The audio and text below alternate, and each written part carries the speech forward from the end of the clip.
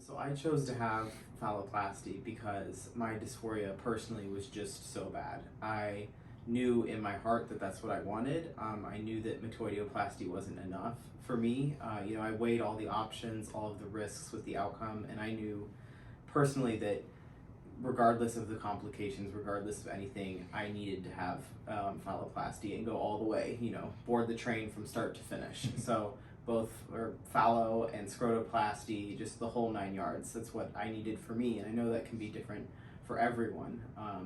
But I knew personally for my dysphoria to be manageable, that's really what I needed. And I chose RFF because that was what aligned with my goals personally in terms of sensation and aesthetics and functionality.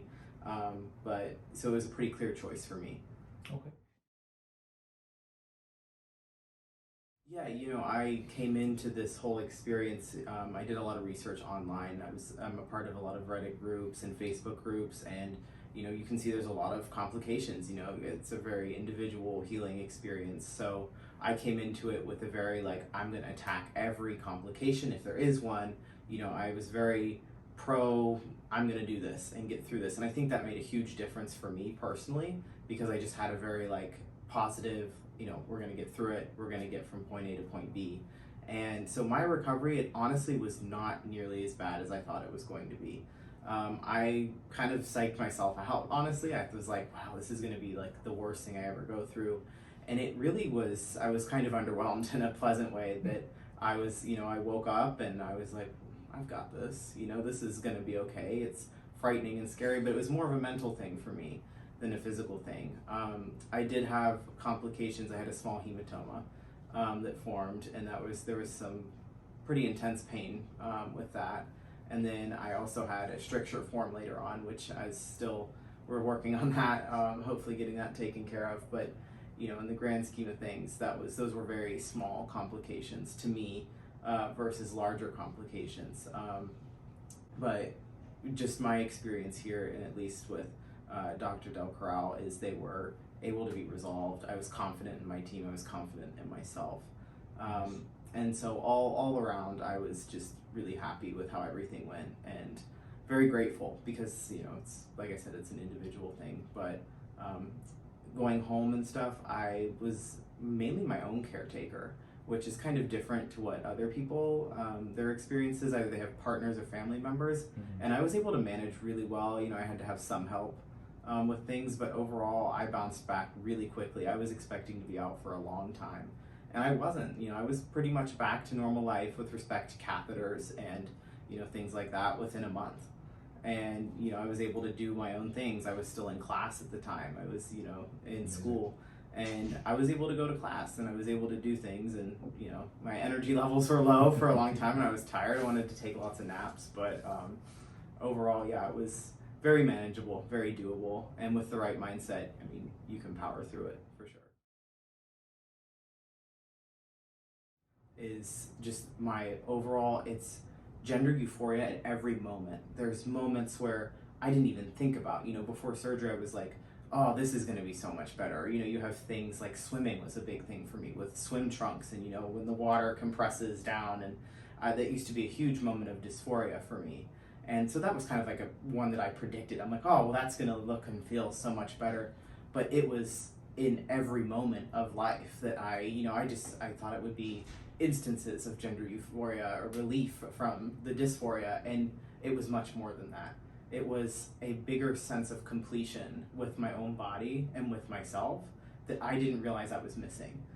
I even just in the car ride home, even waking up, I was like, I feel like me. And it wasn't even, it was obviously very exciting, and it was something we're celebrating, but it wasn't like it was something extra. It wasn't, oh, this is amazing, but it wasn't like I had just been given something. I just felt like me.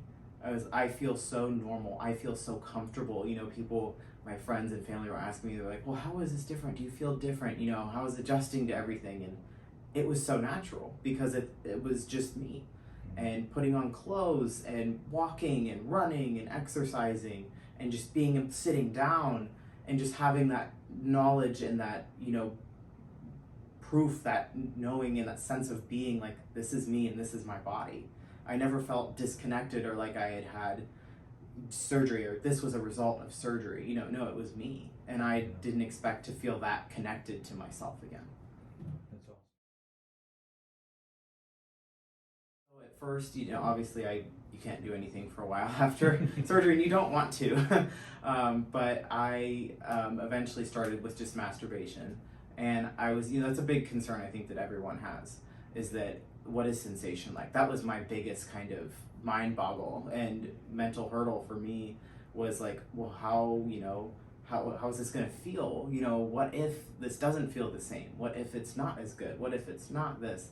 And at first it was kind of scary, because it's relearning. It's kind of like being reborn again, and it does take some time, but it kind of comes back to mindset. I had to kind of remind myself, I had to be positive. I'm like, well, this is just a matter of figuring things out.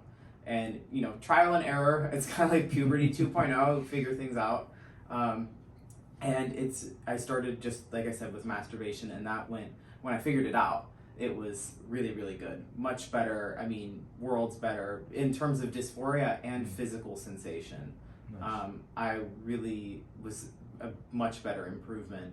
And before, like, just in any situation, either with myself or with another partner, the dysphoria was so intense that it made sex difficult for me. And that's not the case for everyone, but for me, it was hard to even stay aroused because I was just reminded of what I was lacking for myself. Personally, it was, I would look down and I would just feel this sense of incompleteness, and just, it was not good for me. So after surgery, that dramatically improved, and then I first had a sexual experience with a partner, and that was a penetrative experience, and that went really well, and that was scary for me, because there was always like, is it gonna work, and how am I gonna feel? And it was everything that I could have hoped it was going to be and more. Nice.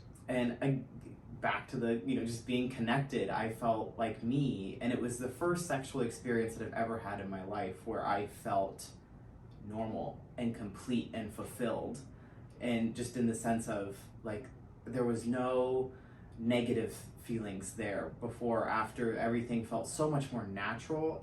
I felt much more comfortable in my own skin. It was beautiful, and it was wonderful. And I kind of have two, and my big one, first and foremost, is your mindset. You can't, well, in my opinion, you can't come into this you can come in with standards and with goals, but you also need to be equally as prepared for those things not to happen, or for things to change, or for, if you have a surgery plan in your mind that says, I want this to happen here and then this order, you just need to have an open mindset, a positive, open mindset. Just that mindset of, we're going to get through this, we're going to tackle it, we're going to attack every problem and get through it, and I'm going to be positive. You just have to be positive. The recovery sometimes I feel like, takes people aback. I came into it, it was underwhelming for me, but you have to really respect your body. You have to respect, oh, I'm going to be out for a while. It's okay for me to lay in bed for a long time, and to be lazy, and to let my body recover. You have to have a pretty good sense of respect for what your body is going through.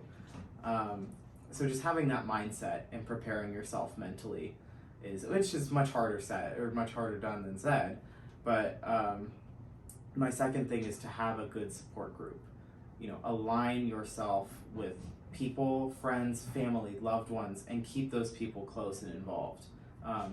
It is super, super important to have some folks around you, even just one or two, who know the intimate details of what you're going through, who are going to have your back, who will support you, because problems can arise, or mentally or physically. It's harder for others. For me, I had a pretty easy time. It was, yippee yay, as soon as I had it done, I went home. But some people don't have that experience after surgery, even though it's supposed to be a moment of gender euphoria. Recovery takes its toll on some people. It was hard for me to lay in a hospital bed for 2 weeks. I was very, very, very active. I'm a very active person. I run cross country and track. It was really hard for me to sit in a hospital bed by myself for 2 weeks. So having those people around you who are just in contact with you every day will keep your spirits up and will help you stay in that mindset. And when you have that goal-oriented, positive mindset, this surgery will be a cakewalk.